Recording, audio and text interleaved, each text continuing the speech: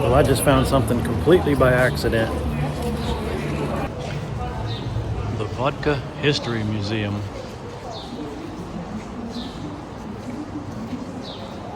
Let's go check it out.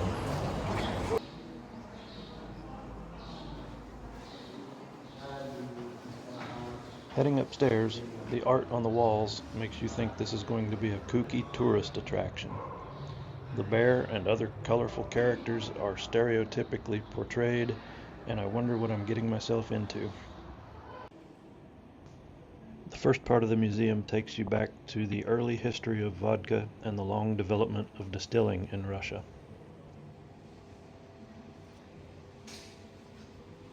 The earliest distilled spirits were very different from the clear, standardized vodka we recognize today. Distillation itself was an evolving process, and over the centuries the equipment became more sophisticated and the product more consistent.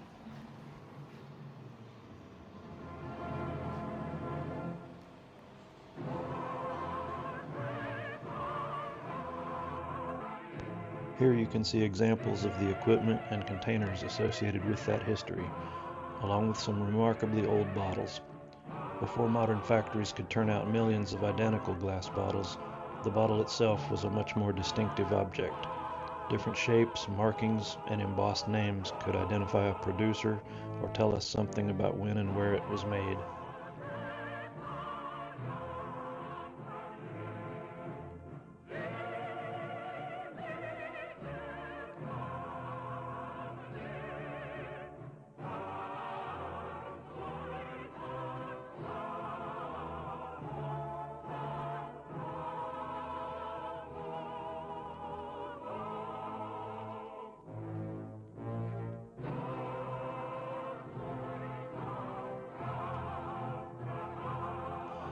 By the 19th century, improved distilling, filtration, and bottling were helping transform vodka from something produced in many different ways into a much more standardized commercial product.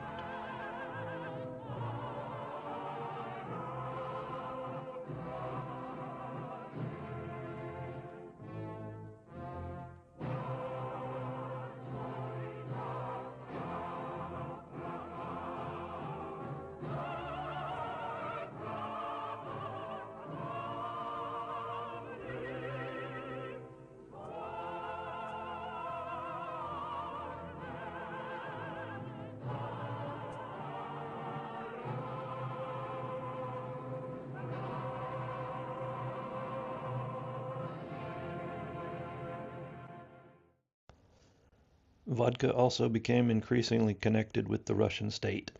Production and sale of alcohol represented an important source of government revenue, and at different times the state exercised considerable control over the trade.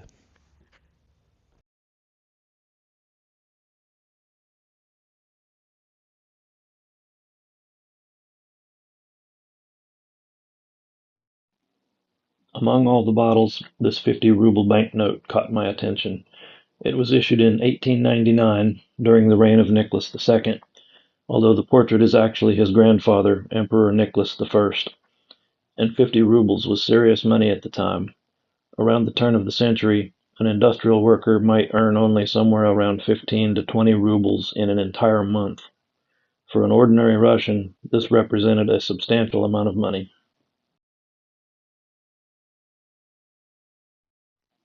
And then there's this rather unusual reminder that Russia's relationship with alcohol wasn't always celebratory. What interests me isn't simply the punishment described on the museum label, but the thinking behind it. Public humiliation could be used as a way of enforcing acceptable behavior. Instead of hiding someone's drinking problem, the punishment deliberately made it visible to everyone around them.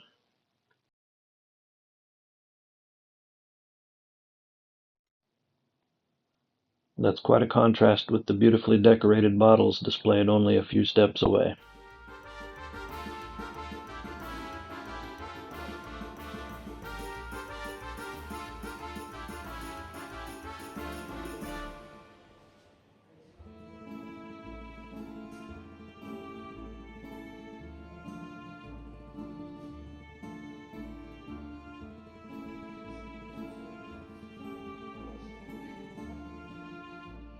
From the historical exhibits, the museum suddenly opens into something completely different.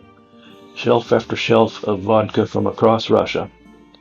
And this is where you begin to realize just how many different brands, producers, and regional identities have existed.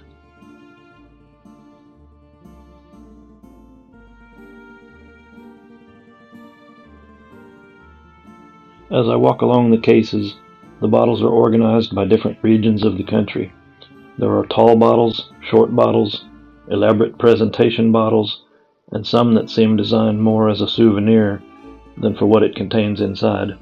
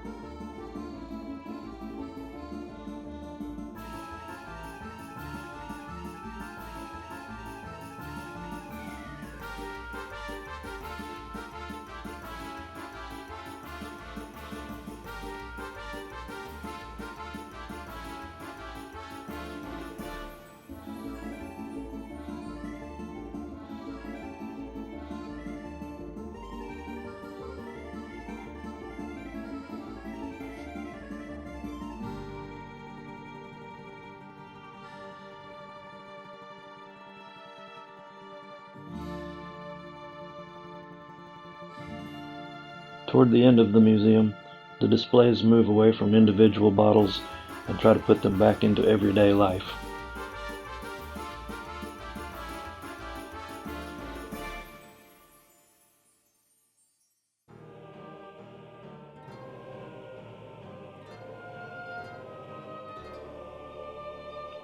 Here, a small shop has been recreated with the kinds of food, drinks, and other products that might have once been found on the shelves.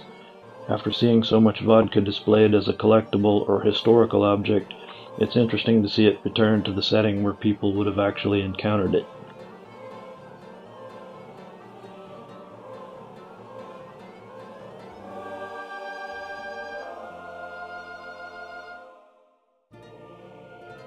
The museum also recreates scenes from home, surrounded by ordinary household objects from the Soviet period.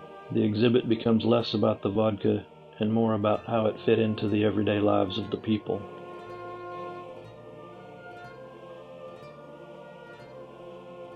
For generations, vodka has been a part of social occasions. Drinking vodka wasn't about simply taking one shot after another. It was accompanied by zakuski, small dishes and snacks such as bread, pickles, sausage, fish, and other foods. Vodka was often for celebrating something or welcoming visitors.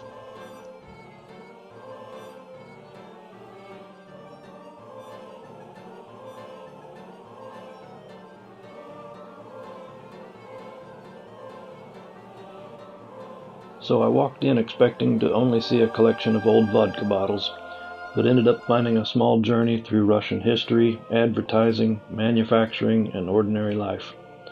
I hope you enjoyed coming along with me for this visit to the Museum of Russian Vodka here in Moscow. Thank you very much for watching, and I'll see you on the next adventure.